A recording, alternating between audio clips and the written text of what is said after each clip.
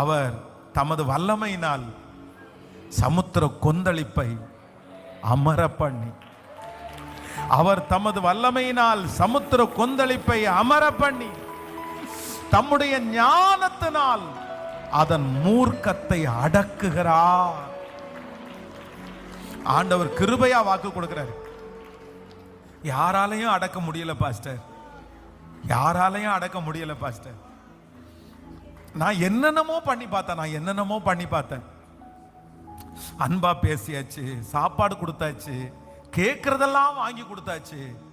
ஆனாலும் இந்த கொந்தளிப்பையும் இந்த மூர்க்கத்தையும் என்னால அடக்கவே முடியல. சலிச்சிட்டேன் பாஸ்டர். நானு எனக்கு சில நேரத்தில் ரொம்ப கோபம் வருது. ஆண்டவரே நீ அடிச்சிருங்க ஆண்டவரேன்னு கூட நான் சொல்றேன். ஏன்னா அந்த அளவுக்கு கொந்தளிப்பு, சமாதானமே இல்லை. ஆனா யோனா கடல்ல தூக்கி போட்டப்பட்ட உடனே அந்த சமுத்திரத்தினுடைய கொந்தளிப்பு ஒரு அமைதிக்கு வந்துச்சு பாருங்க. ஆண்டவர் சொல்றாரு, சமுத்திரம் அவர் கையில இருக்குது, இந்த பிரச்சனை அவர் கையில இருக்குது, இந்த சூழ்நிலை அவர் கையில இருக்குது. நீங்க கடந்து போகிற பாதை இப்ப கர்த்தர் கையில எடுக்கிறாரு. அது வேற யார் கையில இல்ல. அது அந்த ராஜாவுடைய கையில அல்ல, அது அந்த வக்கீலுடைய கையில அல்ல, அது அந்த அரசியல் தலைவர் கையில அல்ல, அது கர்த்தருடைய கையில இருக்கிறதுனால ஆண்டவர் சொல்றாரு, நீ அந்த மனுஷனுடைய முகத்திற்கு முன்பாக பயப்படாமலும் கலங்காமலும் இரு.